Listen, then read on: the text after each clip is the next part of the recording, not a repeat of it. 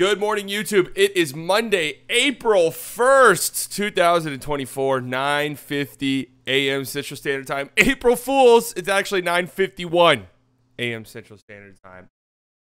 If you're watching this over on YouTube, you can check these out live every morning on playback.tv/slightlybiased. 9:30 a.m. Central Standard Time. We moved the time back. All right, the 9 a.m. time, we never made it, ever. So we just decided, let's move it back to 9:30, and I was also 10 minutes late today, so... Anyways, if you're checking this out on playback.tv/slightlybiased, you can watch these over on YouTube, the Slightly Biased Clips channel. Wow, we got a lot to talk about, folks. We are quickly approaching the end of the season. The final day is what? I believe this weekend right here, the 20th. Oh, no, that's when the playoffs start. The 12th, I think. Or, no, the 14th. So we are under 2 weeks away from NBA season coming to a close. Now 3 weeks away. 3 weeks away from the NBA postseason starting. And we are on the final stretch, and there is quite a bit going on. First and foremost, Joel Embiid is supposed to come back tomorrow night for the Philadelphia 76ers. That is very interesting as they look to maybe get out of the play-in tournament. I would say the chances are slim that they make it out, but not impossible. But of course, I think the story of the league currently, and I'm not just saying this as a slightly biased Mavs fan. I'm saying this from just an objective standpoint. I think the story of the league right now is how the Dallas Mavericks look heading into the final 2 weeks of the NBA season. 7 straight wins, of course. They've been on a monster road trip so far. 4-0, I think, on this road trip. Beat the Jazz on the road. Okay, the Jazz aren't good, so whatever. 2 wins against the Kings on the road. I mean, that's incredible. And then a win on the road against what was the hottest team in the league just by winning streak. 11 straight wins for the Rockets. And last night, the Mavs might have put the nail in the coffin there for the Rockets. Maybe not necessarily. Just because the Rockets do play the Warriors again, and the Mavs play the Warriors twice. So the Mavs could actually help out the Rockets a good amount by beating the Warriors twice. But the Rockets' chances are becoming slimmer and slimmer by the day. The Mavs are now 11-1 in the last 12 games. I think over the last 14 games, they're top 3, I think, in every advanced metric that there is. And this is starting to become a little interesting because a lot can happen.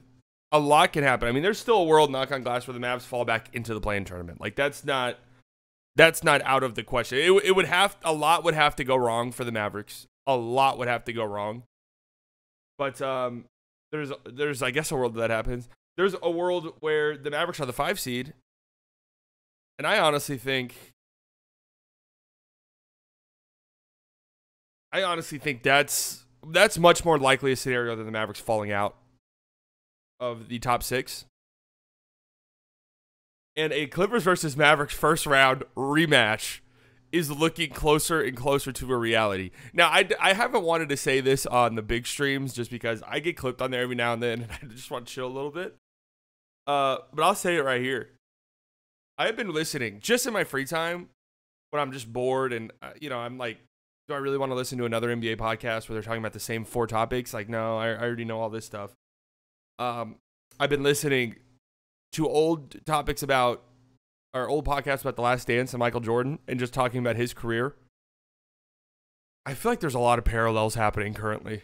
I got to be real with you. I feel like there are a lot of parallels happening in Luka in what this season could potentially be.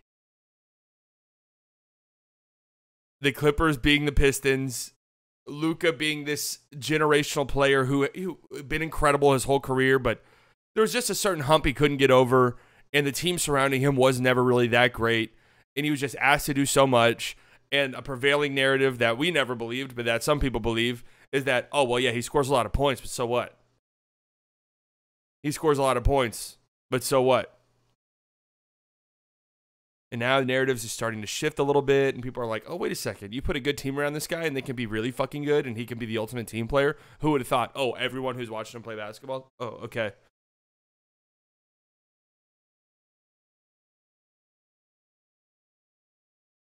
In a Clippers-Mavericks round 1 series.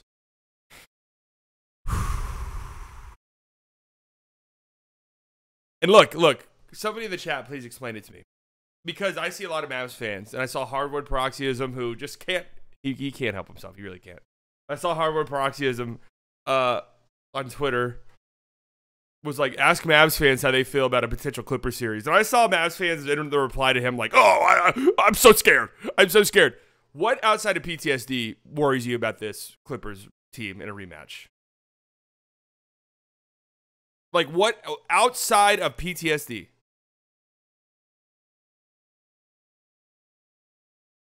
Kawhi obviously is a terrifying force. Here's the thing. You're going to get a terrifying force in the first round in the West, no matter what. Like, you're not just going to walk in and play a shit team unless you're facing the Kings. No offense. I really don't mean to offend. You either face this Thunder team that has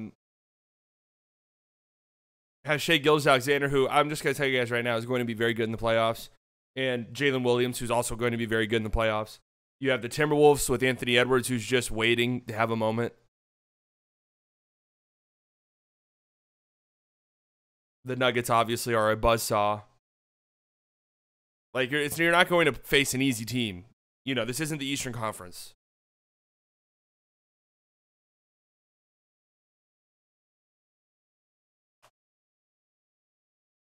And here's what I would say. Of course we have PTSD because Kawhi went, God mode. And I'll die on this hill. I said this in the stream yesterday. If the Clippers, that 2022 season, 2021 season, if Kawhi does not tear his ACL against the Jazz, they win the finals that year. I believe that wholeheartedly. They win the NBA Finals. They were that good. Kawhi was playing at such an unbelievable level. They made it to the conference finals that year. I think they went to 6 with the Suns in the conference finals. And one of those wins for the Suns included just an absurd last-second buzzer beater tip-in by DeAndre Ayton. Remember that?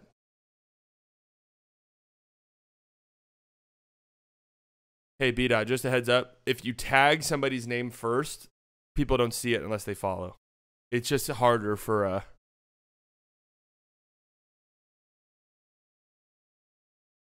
It's just harder. What you should do is you should do like how Legion Hoops does it.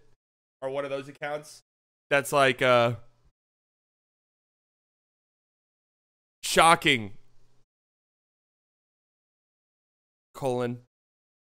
Bias slightly says he sees shades of MJ. You see what I'm saying? Yeah, all caps. But anyways, I think that Clippers team was very good, and I do think that they win the NBA Finals. Guys, the Mavericks took them to 7 games. Okay? And I want to look at this fucking Mavs team that did it. No. Boban didn't have 20 minutes, man. He had 31.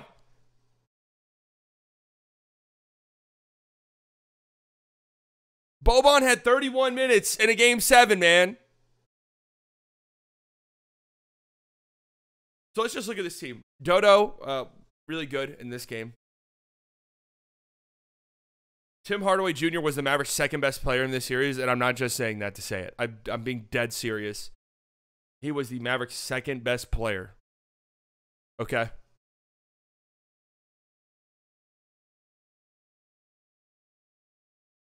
Boban was getting 31 minutes because part of the reason was KP was playing like such a fucking baby in this series.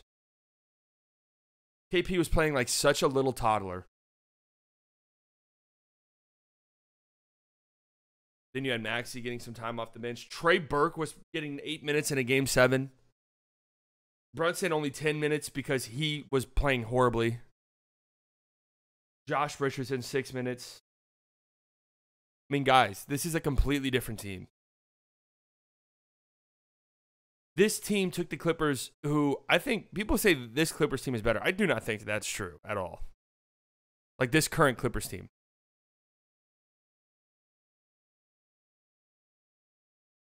Boban was only a -1. Oh, I know the score doesn't seem close. This game was close.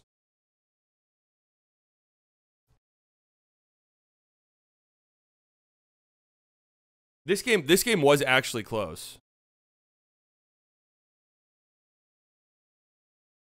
And then the Clippers, Marcus Morris was giving us buckets. Batum was really good in this series, just as like a defender, do-it-all guy. I think if you look at the roster, they're maybe a little bit better now. Right?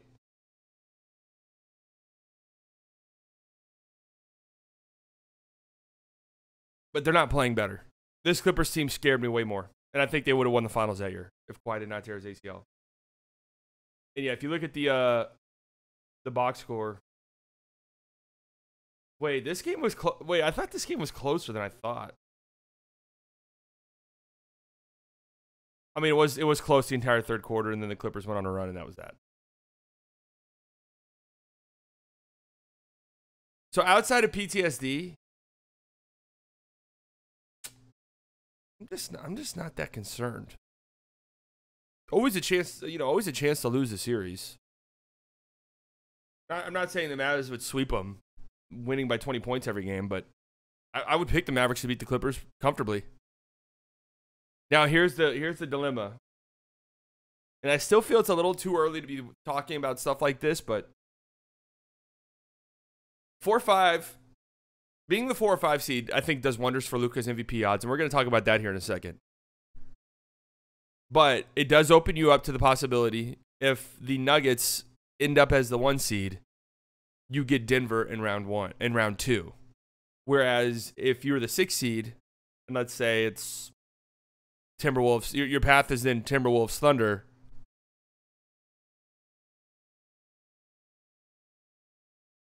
So that is something to think about, and something teams will think about in the final game of the season. There could be a very interesting last game of the season scenario with the Mavs and the Thunder, where, look, there's a world where the Mavs could tank that game, basically telling the Thunder to their face, we would rather play you. We would rather play you. We are purposefully losing this game to you, so we play you. And that would be something funny. That would be funny. So man, the Mavericks just rolling, man. And what they did last night, to me, was impressive. I was a little bit disappointed with how Houston came out. Now, we talked about this during Houston's win streak. Their schedule wasn't the best. You play who you play. But Portland, they're terrible. Sacramento, all right, that was the game Şengün got hurt. That was a nice win. You guys know how I feel about the Kings. I don't think they're that great of a team, but that's a nice win on the road. Spurs, they've been playing better lately, but, still not great. Wizards, terrible.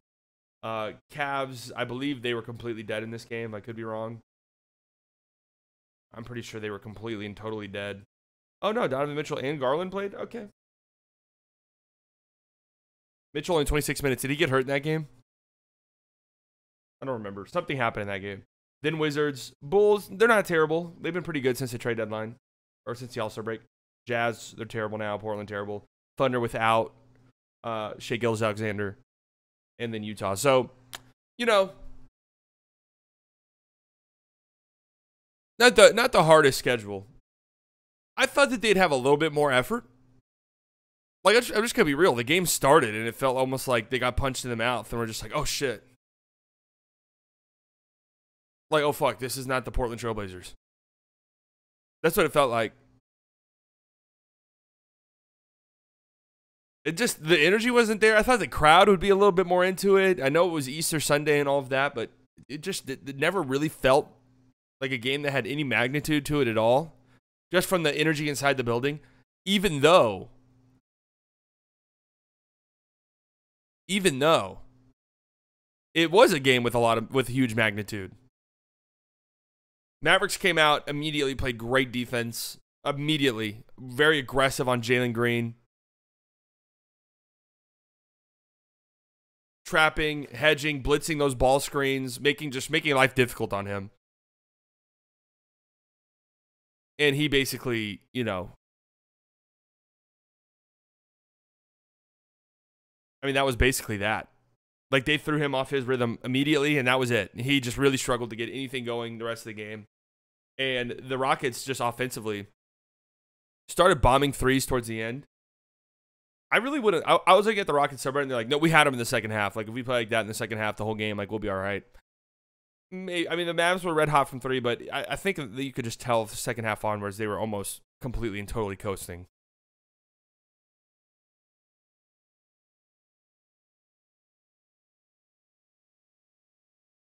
They were pretty much coasting the entire second half of the game. The Mavs were 47 for Luka, 12 rebounds, 7 assists, 32 in the first half. It's just the dilemma with him, right? The Rockets said, we're not going to send help. We're going to switch. We feel comfortable. And Luka just absolutely shreds you. And then we saw in the fourth quarter, game gets a little uncomfortable. Mavs bring Luka back in, which kind of sucks because the offense is really kind of stagnant and struggling. What happens? Okay.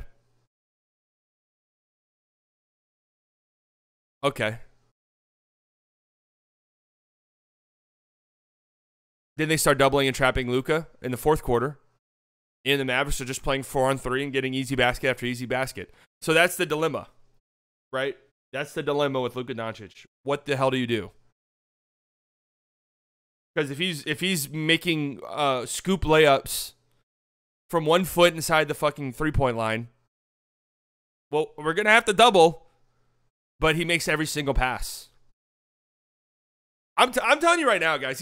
Like, I watch a lot of basketball. There's just nobody doing what Luka's doing this year.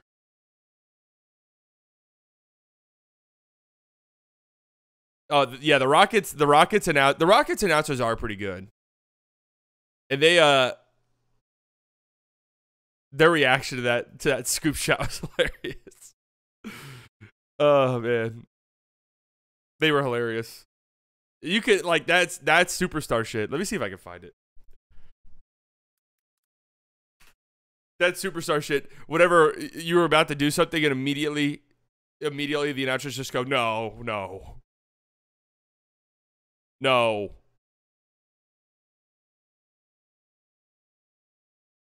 You got it? This is it.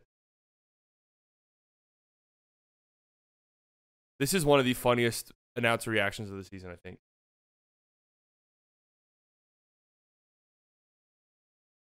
Buddy. Where's the audio? Unbelievable. Well, I mean, just look at the shot, though.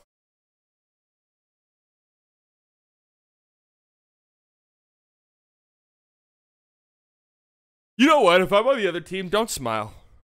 Don't smile after that. Don't smile. Sorry. I'm hard fouling you. Do not smile after making that shot. Fuck you.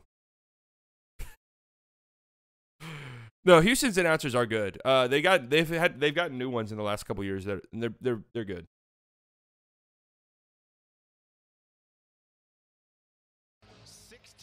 Oh, here we go. 6 wins. He's averaging 37 a game. He's got 35 now. Oh no! No! You gotta go. He's no. This is about his way. No way. What do? I just throw it up underhand. That's crazy. I mean, that's a great call. That's a great call. Falwell's call was really good on it too. What?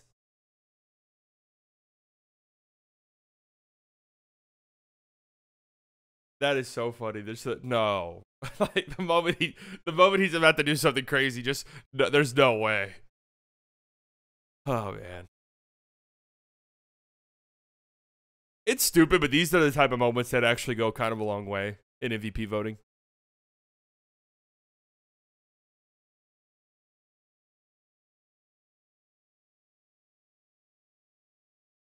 Those plays right there. Those are the moments that kind of go a long way. Where people are like, yeah, that scoop shot, that was pretty crazy. He shouldn't have made that. SGA staying in the race for the game winner. SGA's out the race, okay? And it's not his fault. SGA's out of the race because he's been dealing with injuries and he's just not been playing that well lately. And even last night, he really was not playing well. That was an incredible shot. Incredible shot. That was a great game. The Knicks playing just incredible games every other night.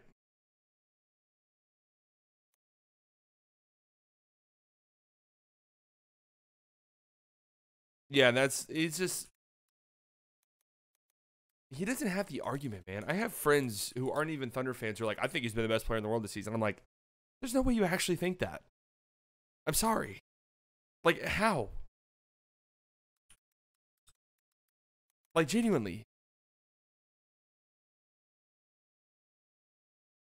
There's just no way.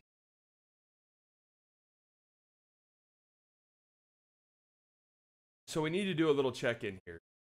And yeah, Kyrie popped off in the fourth quarter again. They have clutch player of the year award odds here. Kyrie's not even on here, which I feel is wrong. Not that he should win it. I mean, I don't know who the hell is going to win this award. DeMar, okay. And they play in clutch games every other night, so okay. Oh, 65 games. Wait, does that matter? For the clutch award? Oh, okay. Well, there you go.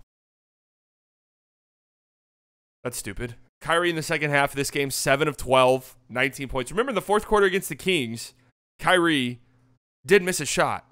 Fourth quarter in this game, he had 15 points on 6 of 9 shooting, 4 assists.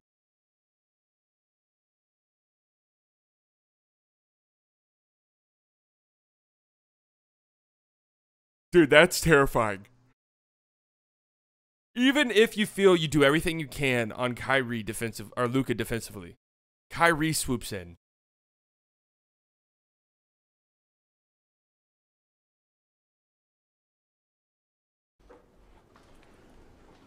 You were obviously very hesitant to trap Luka. Why was that the choice? Because of the size and passing ability, kind of pick apart the gym. And then when you do, it gets other guys going. And so, we want to guard one-on-one and, force them into tougher shots. So that was the objective. But I think we were kind of back on our heels and made it a little bit too easy early. Just walk-up shots. It felt like he had 20 in the first quarter and didn't really have to work for it. And so you want to take him inside the three-point line and make it a little bit harder as far as that. And then when he did, I think we didn't show a lot of resistance around the basket with him bumping off and all that. So, we want to rely on our one-on-one defense, and we were reactive instead of being more proactive and aggressive. Poor Jock Vandell, man. But that's the problem, though. I mean, Rockets fans are pissed off and people are shitting on Ime Udoka, but it's also like, dude, LeBron said this in the fucking podcast. Like, what do? You blitz and trap him? He can make every single pass. He can make. He's literally unguardable. There's no way to guard him. He's the best player in the world. He's the best offensive player in the world. There is genuinely not a way to guard him. You just have to pick your poison and hope for the best. It's either we play one-on-one defense and we hope that he's not on some bullshit, which he was last night.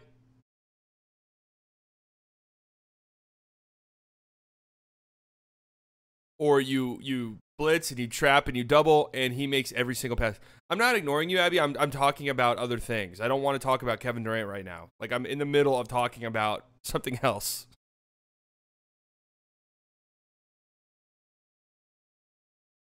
If the Mavs had another lockdown 3-point shooter,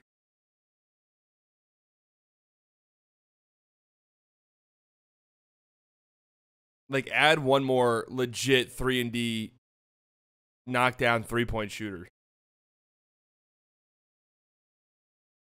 I don't even know who that player would be, but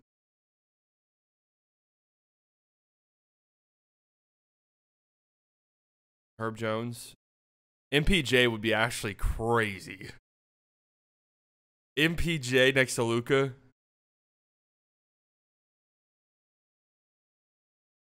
Dorian. I'm honestly talking about a player like MPJ.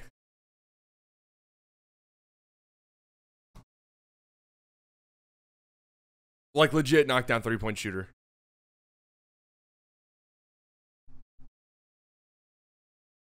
All right, and here's the interesting thing: the MVP odds are LeBron. Yeah, is that LeBron's final stage of his career? I would go be a catch and shoot player next to Luka and Kyrie.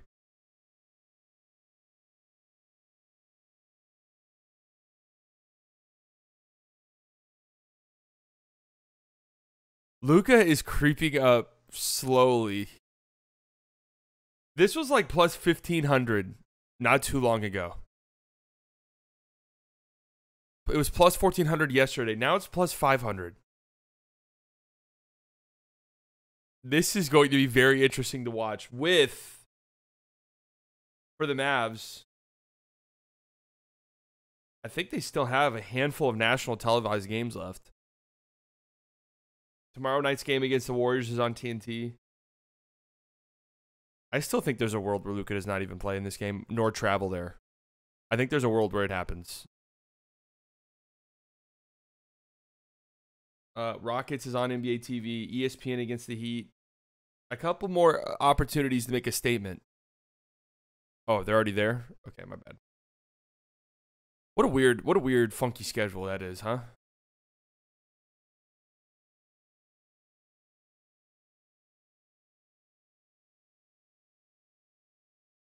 I think a lot would have to happen for him to win the MVP. I would vote for him, obviously. Yeah, that was the game that got postponed, I know. They flexed it? What do you mean? It says right here it's on TNT. Paul George to the Mavs has been a daydream for a long time. They flexed the Atlanta one. The Atlanta game was on national TV. They flexed that out. PG going to Philly for sure. That's a little interesting. I guess my thing about that with Paul George in the Clippers is it's like, if you're the Clippers, why are you even fucking around with that? Like, you're already so committed to this team. I don't understand. You've already made your bed with this team. What are you going to do? Are you going to sign and trade him? Like, if Paul George walks for nothing to the Sixers in the offseason, you are motherfucked. Like, you are done. Because that could happen. They have the cap space to just take a free agent.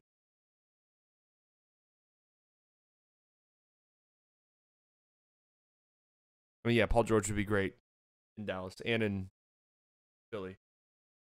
But anyways, I mean, minus 700 is still a massive favorite. But he's inching his way closer and closer, and Shea is falling and falling. I told you guys. This is one of my best calls of the season, I think, honestly. I told you guys, even at the peak of the Shea stuff, when push comes to shove and the award gets closer and closer, there's no way that people are going to vote for him. Like, there's just no way. I love him to death. You guys know that. I love the Thunder. But there's just no way that the voters are going to do it. They're not going to do it. They're not going to sit there and say, all right, I'm voting Shea over Jokic. And then they're going to look at him more and be like, Shea over Luka? Do I really want to do that? What can he do to win MVP? I mean, the Mavs just keep winning. If the Mavs sneak up to the 4 seed, his case becomes very difficult to ignore, man.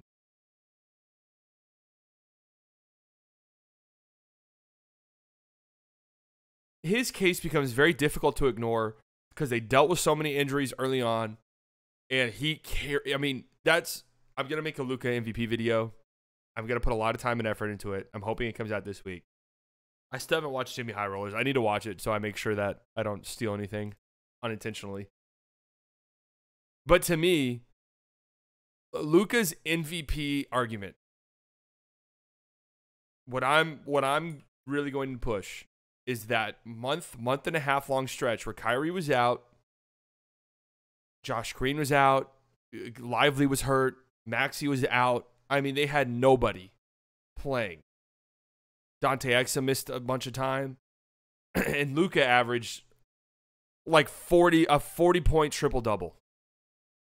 And the Mavs held on. And I think they were like one game above 500 or something like that during that stretch of the games that Luka played, which isn't some incredible record. But you look at who was playing and who was on the court, and it's like, oh my God. Like the burden that Luka had. He's going to win back-to-back Player of the Month. All right, somebody pointed this out to me, and I totally forgot about this.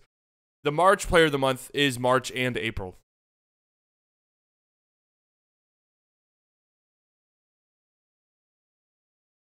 I did forget about that.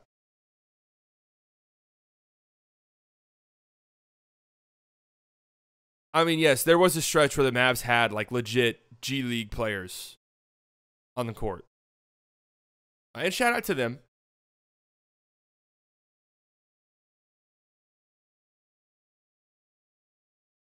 Yeah, Luka's going to win the Player of the Month for sure.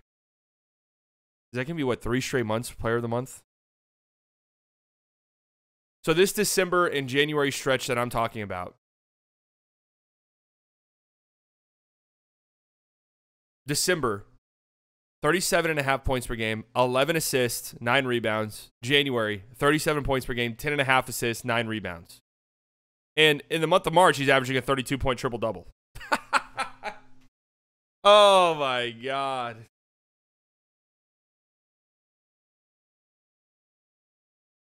That's it. That's the MVP argument for me. This guy had to literally hard carry a team for a month and a half when Kyrie was out and they were just dealing with so many injuries.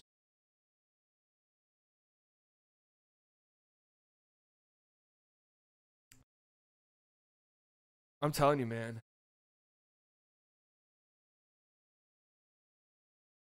There's a world where he wins it. There really is. Why did Tatum have 2 weeks of propaganda just to stop it in its tracks? Because there's a time in the season, like in February and early March, where we're fucking bored. All right, we're bored. Okay, we know deep down who the MVPs are, but we're a little bit bored and we need something to spice it up. So, hey, what about Tatum for MVP? We get to talk about that for a week or two, and then that's it.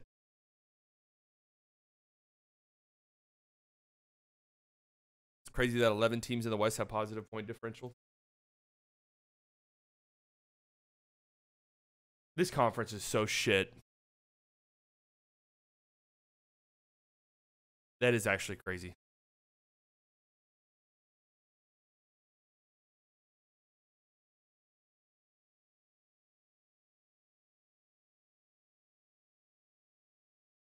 Yeah, it is pretty funny because if the Mavs were in the West and Luka is sitting in the 3 seed and the Mavs are sitting in the 3 seed, pushing for the 2 seed, then what are the MVP conversations then? If they were in the East?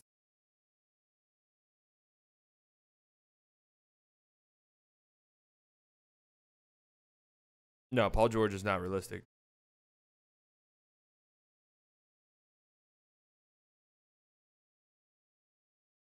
Hey, man, I'm just saying it's possible. Gobert minus 4,000 feels like bad odds when there's already been people who are like, I'm voting for Wembanyama for Defensive Player of the Year. All you need is like one push, one surge. This award should be Kobe White's through and through. Like this just Tyrese Maxey, most improved what? Most improved usage rate? Like I hate this award sometimes. It makes no sense to me.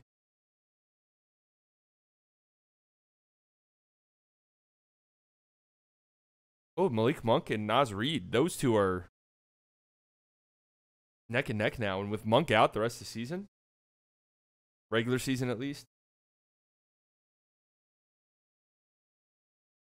this could be Naz Reid's. This Tim Hardaway Jr. was the betting favorite for this award for quite some time. Remember that? There was a stretch where Tim Hardaway Jr. was like the favorite to win this award. And it was like a 2-month long stretch. Why didn't Luka get most improved player year 1 to year 2? I mean, they almost never do that. Dagnall's going to win Coach of the Year pretty comfortably. And I think that's fair. They got Kid on here.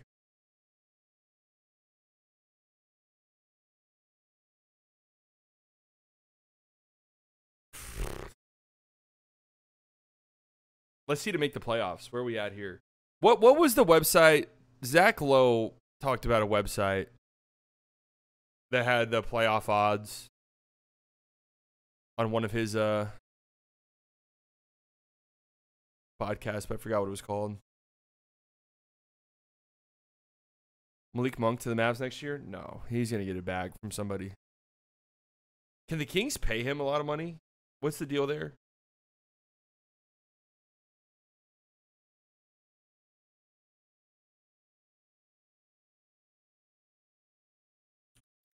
Is 17 the max they can pay him?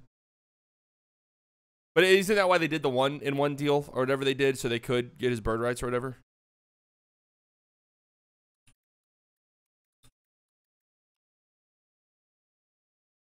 Oh, playoff status. This was it. This was the website he said was really good. This just looks like a fucking Zach Lowe website. My God. This just looks... Could there be a nerdier looking website for this?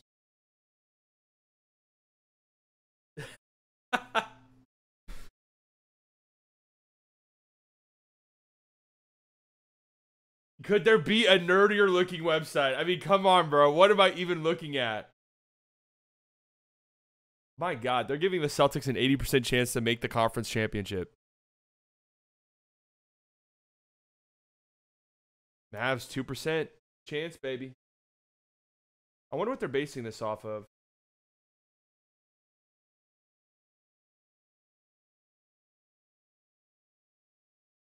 Probability based on relative team strength.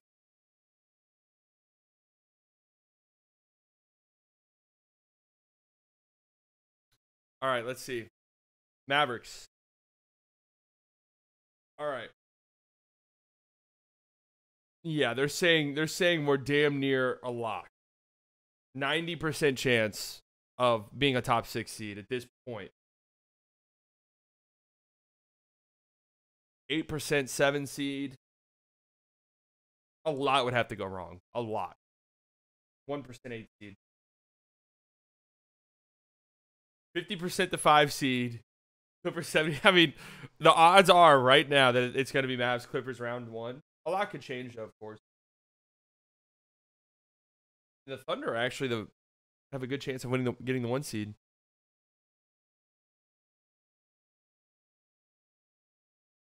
Let me look at basketball references. Yeah, this just looks a little bit better. You know what I mean? Free playing. Although I have to say, I'm not.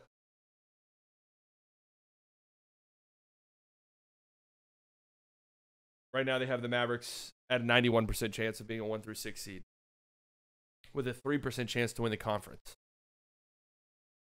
The Pelicans have an 11% chance to win the conference on Basketball Reference. Whoa. How on earth do the Pelicans have damn near the same chances as the Nuggets to win the conference?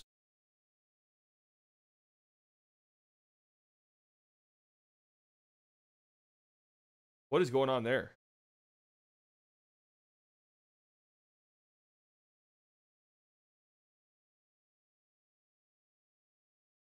That's crazy the Suns are a play-in team. Like, they're going to be in the play-in. Guys, who to root for today, Suns or Pels? I'm thinking Suns. The Mavs had the tiebreaker against the Suns. They're, 2 games up on them entirely? So basically 3 games up on them. With their insane record, or their insane schedule to close out the season, like...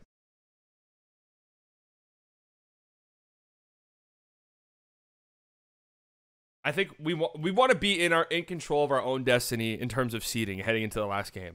That's what I think we want to be at. That's where the Mavericks want to be at.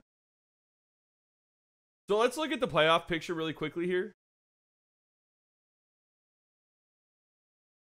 Let's look at the playoff picture and just sort of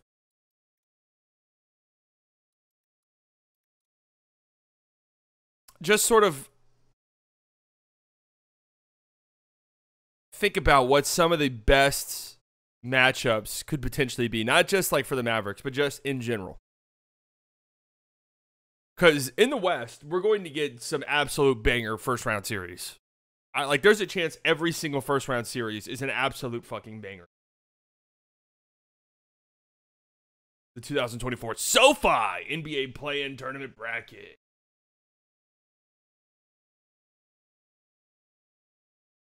Kings Suns play-in game. It's a little boring. Just narrative-wise, I'd root for the Kings in that scenario because it'd be hilarious if the Suns missed the playoffs. Kings Suns feels like a toss-up. I mean, the game would be in Sacramento. I think that matters.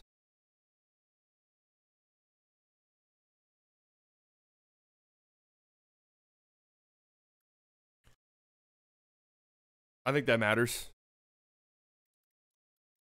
That would be fun, though, actually. I'm thinking about this game a little bit more. That would be fun. Power ranking the potential... Speaking of power rankings, maybe I drop a power rankings tomorrow.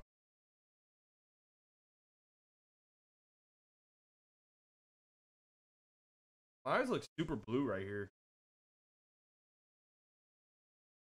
Power ranking the potential playoff matchups.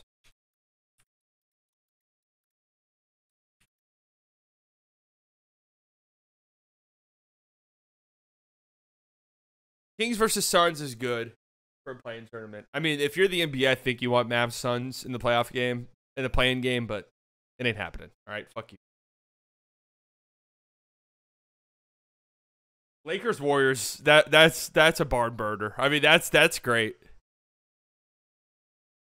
That's a banger. That's a banger play-in game for sure. Heat Sixers. That's pretty good. If Embiid's back and healthy, that's a pretty damn good playing game too. Heat Sixers. And then Bulls Hawks. Yeah, Embiid's coming back tomorrow. But I mean, Lakers Warriors is, I mean, that's almost a guarantee, right? Isn't it like almost a guarantee at this point? Oh my God, the Suns are only a game and a half. That was half a game. Lakers could creep up a little bit. Warriors are pretty much locked into this spot, it feels like.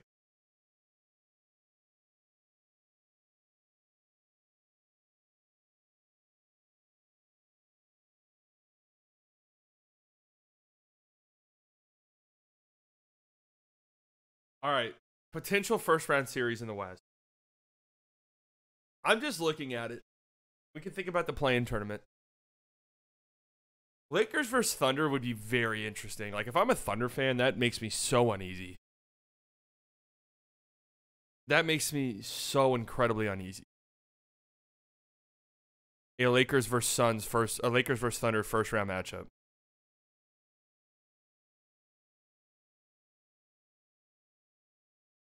Nuggets versus Suns round 1 would be great. I don't know what it is. The Nuggets have really struggled against the Phoenix Suns this year. I think I would really have to think about the Lakers and OKC one. Who I would pick in that potential series, because the Thunder are just a better team through and through. But man, they just do not match up well at all against the Lakers. Like, that is their big kryptonite.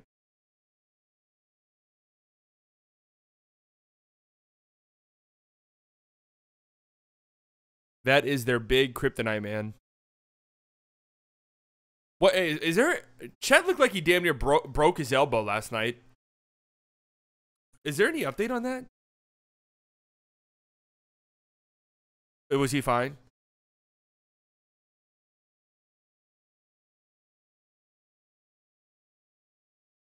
Fine, okay. I kind of figured he would be. Clippers fans on Reddit are pretty sure we can't defend them. What do you think? It's a completely different Mavs team. Completely different Mavs team.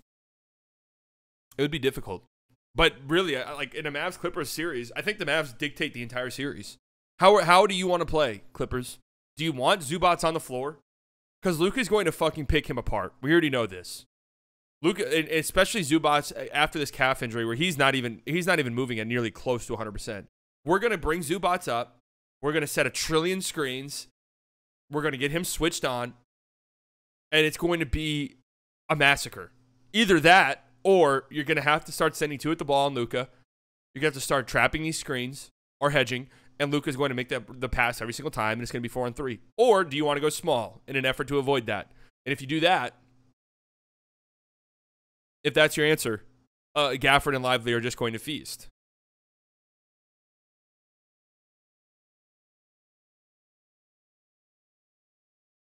Gafford and Lively are just going to have monstrous games. We saw this last night. Gafford had a great game last night. I feel bad for not mentioning it in my one-word reaction after the game. Gafford had a great game last night.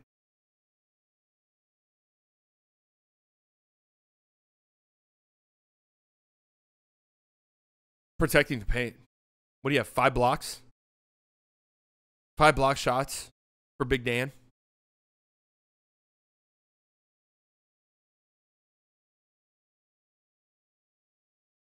They keep talking about the Pels are too big. Are we not bigger, if not the same size as the Pels? See, I think the Mavs dictate a Pels series too. Are you going to have Valanciunas on the floor? All right. Bring him to me.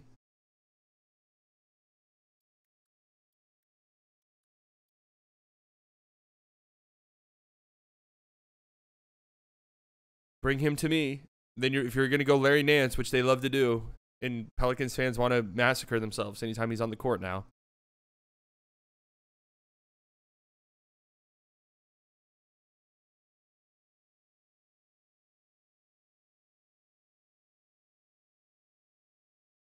If you want Larry Nance out there, the Mavs have bigs now who can punish small matchups.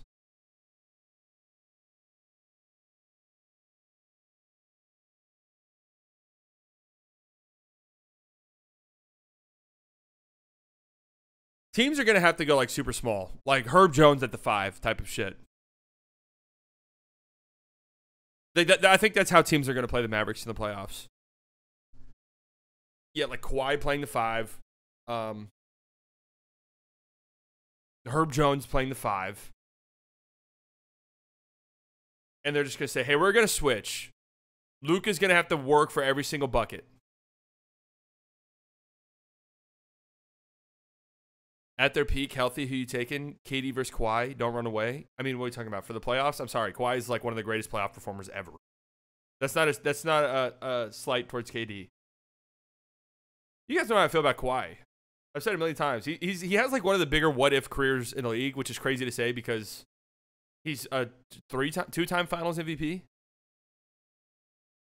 But if he had like a full healthy career, he's probably considered one of the best players of all time.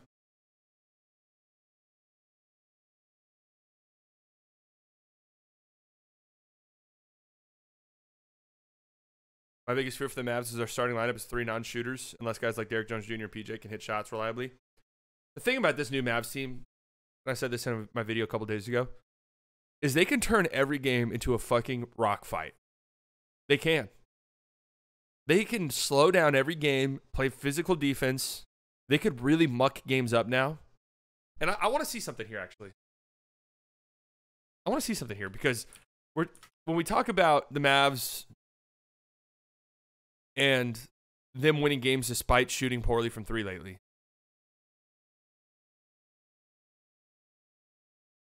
What is their record in games where they do shoot good from 3? Like, it feels like they're damn near unbeatable. Feels like they're damn near unbeatable. Shooting. Click to log in. Why do I have to log into this shit?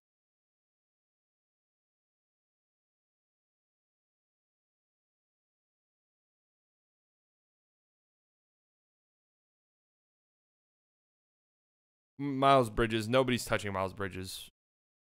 He's also kind of had a weird season where you're just kind of like, eh. All right. So the Mavs have shot really well from 3 the last 3 games. 57, 57%, 54%, 42%. They won all 3 of them. 2 of them blowout fashion. They shot above league average in this game, but no Luka.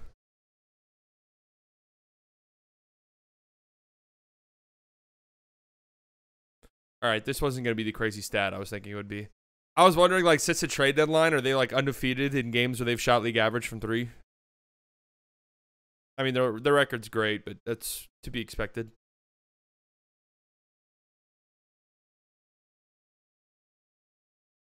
Would they shoot 42% or better? I mean, ADT, would they shoot 42% or better is going to be next to unbeatable.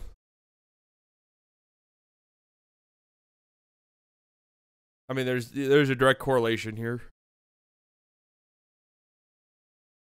When you shoot well from 3, you win a lot.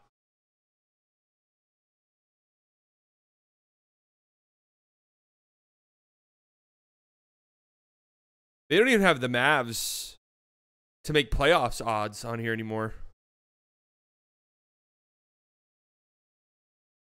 Kings are minus 158 to make the playoffs. What are the Suns? Minus 250. Lakers minus 130. Something's not adding up here. One of those teams has to fucking miss.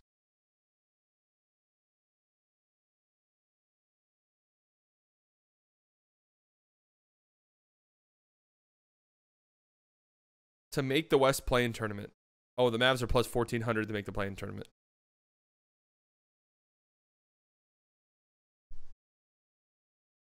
Suns have a higher odds to win it all. The Celtics being at plus 190 to win at this point in time is crazy.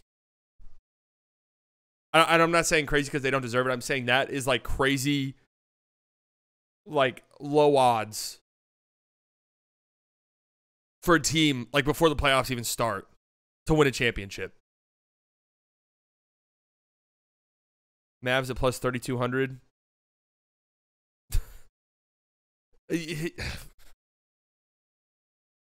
Okay. All right.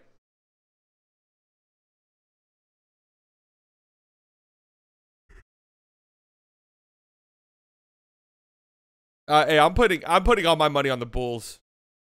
The way that they win clutch games. What a difference a month makes. Mavs new starting 5: Luka, Kyrie, Derek Jones Jr., PJ Gafford with a less than a month together since this tweet is now 265 possessions together and plus 23 differential per 100 possessions. 95, dude, a 95.5 defensive rating is crazy.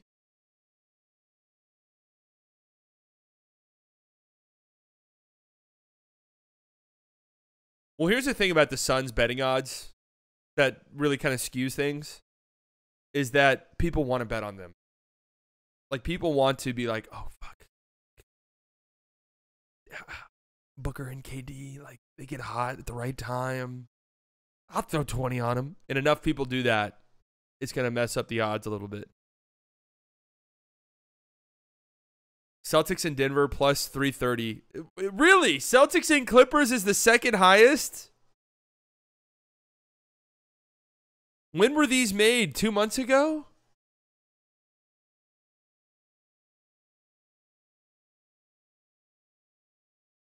Boston Celtics versus Dallas Mavericks.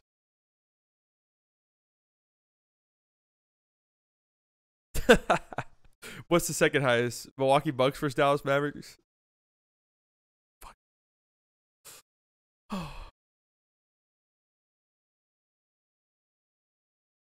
Come on, man.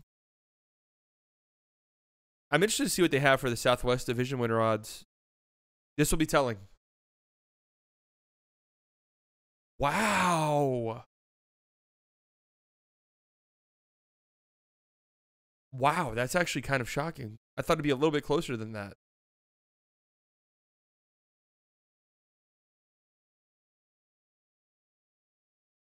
Those are big. That's a big favorite right there.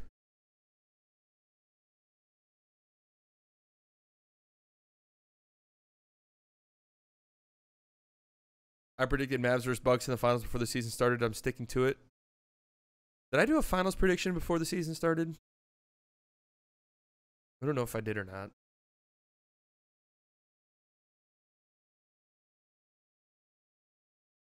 I don't remember. Nuggets Celtics. Classic. Boring. All right, well, this segment went really well. Power ranking the potential playoff matchups. I think we did 0. I mean, is Mavs Clippers the best, like just from a neutral fan perspective, the best first round Western Conference playoff matchup imaginable? But I'm going to be honest with you, though. Outside of PTSD, I don't think. I think the Mavericks, honestly, should take care of business in that series. What is the worst Eastern matchup imaginable in the play? I mean, whoever the fuck the 8 seed is versus the Celtics. That's. Although I will say, the Hawks have beaten them twice, right? In the last like couple of weeks.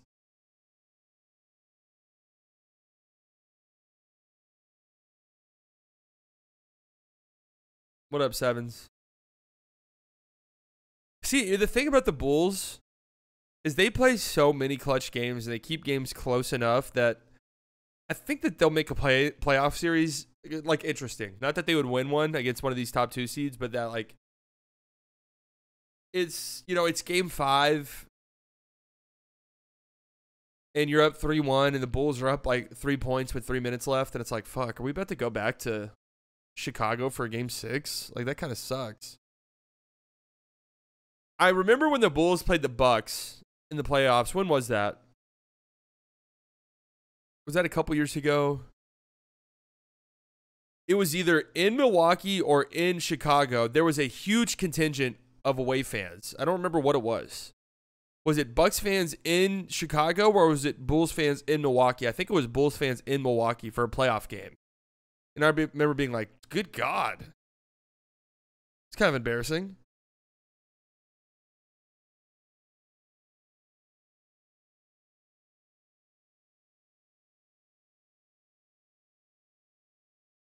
Heat are going to be a great first round matchup for anybody.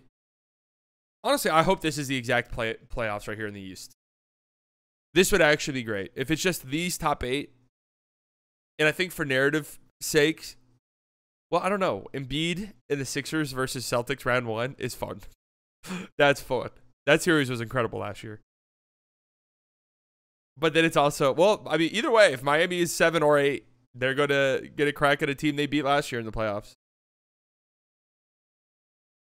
Both of those are juicy. Cavs versus Pacers is a snooze festival. That is a sleep festival. Everyone bring your sleeping bags. Nick Magic's is pretty interesting.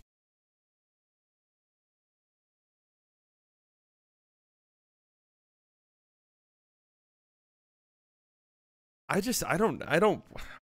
There's something about the Pacers in the playoffs, man. I don't.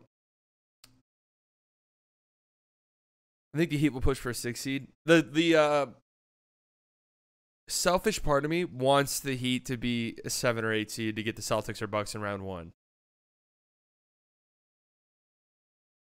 Because I think that's fun. Like Heat and Sixers is a 7-8. They could push one of these teams into a very uncomfortable spot and maybe even win a series.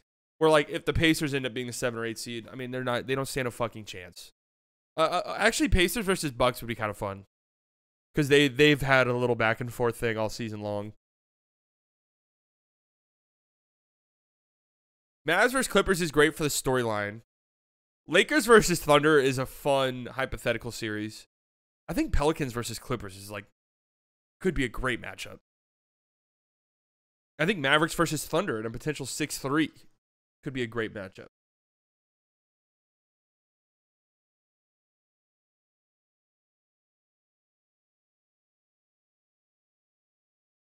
Suns versus Nuggets. Suns versus whoever will be fun.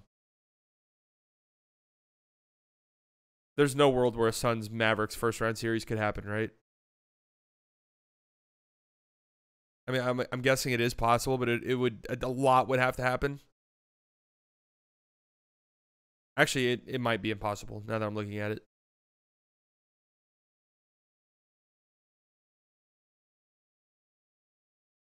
This is good. This is going to be fun, folks.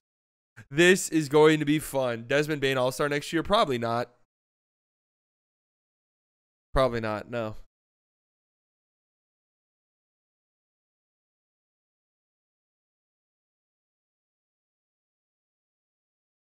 B-Dot.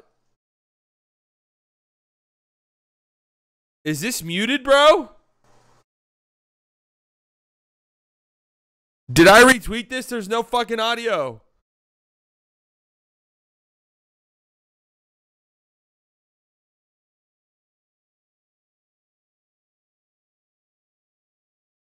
There's no. Give me my retweet back.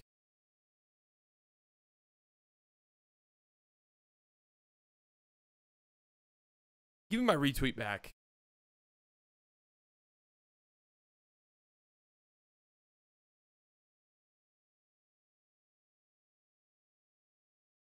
Unreal. So anyways, man.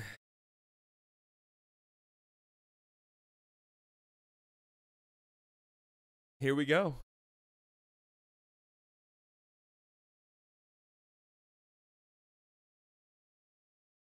So do you care at all about the Dallas Stars? I'm not going to lie to you. No. What do we got tonight? We got Celtics Hornets. We have Iowa versus LSU.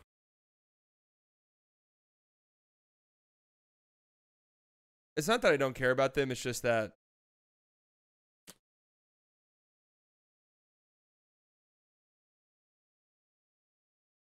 I don't have time, really.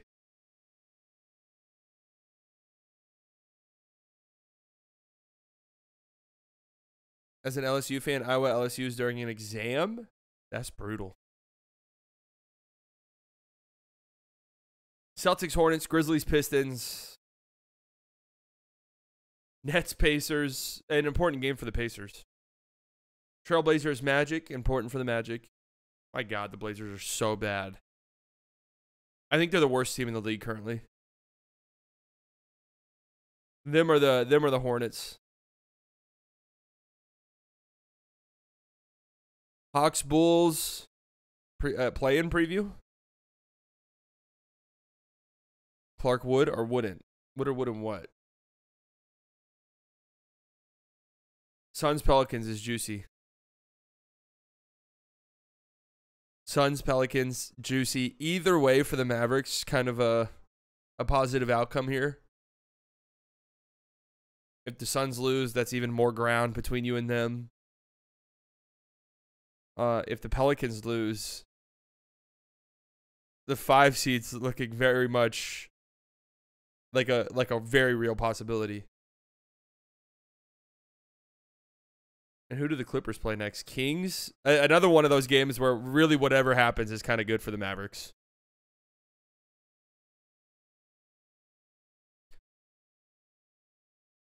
Toughest Mavs remaining games. This one tomorrow night will be very difficult for a multitude of different reasons. Warriors on the road. Warriors need wins. Except the Warriors are like kind of locked in where they're at.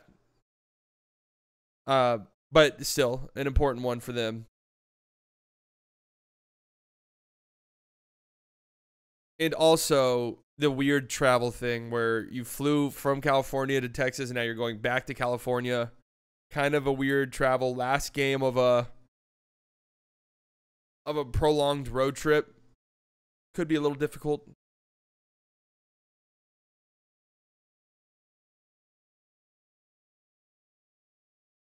A 5-0 road trip would be incredible.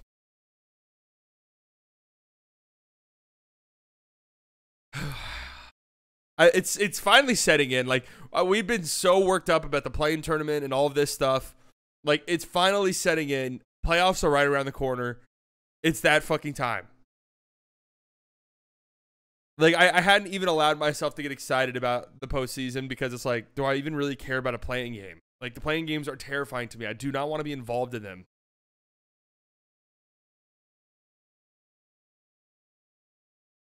And there's still a chance they could be a playing team. Don't get me wrong, but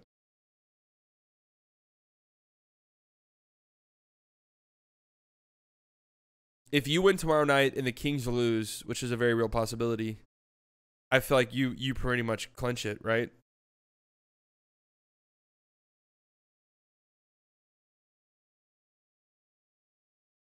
Five and 3 over the last 8 gets you 50. I would hope so. I would hope so. Realistically, Kings would have to win every game and we go 1 and 8. Yeah, one of the Kings people I saw was breaking it down, and The Kings would have to go like 7-2, and we'd have to go 5-4. Like a lot would have to happen. This was before the last couple games, obviously. Exactly. Take care of business, and you're chilling.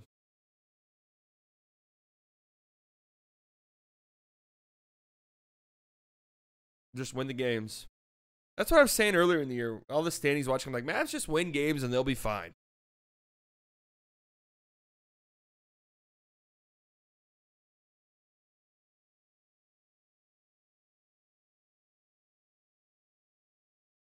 Three of the games are against Charlotte, Detroit, and Atlanta without Trey. Yeah.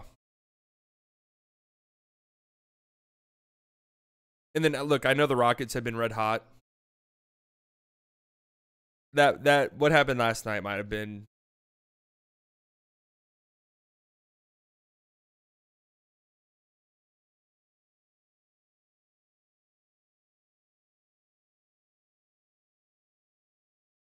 crazy how similar the situation is to last year. Yeah, it's almost like completely opposite.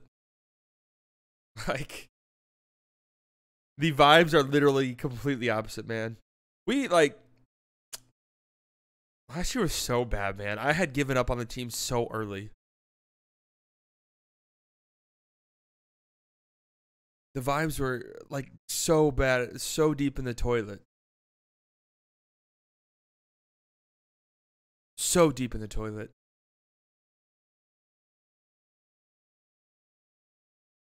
All right, folks, you can check these out live every morning. Playback.tv/slightlybiased.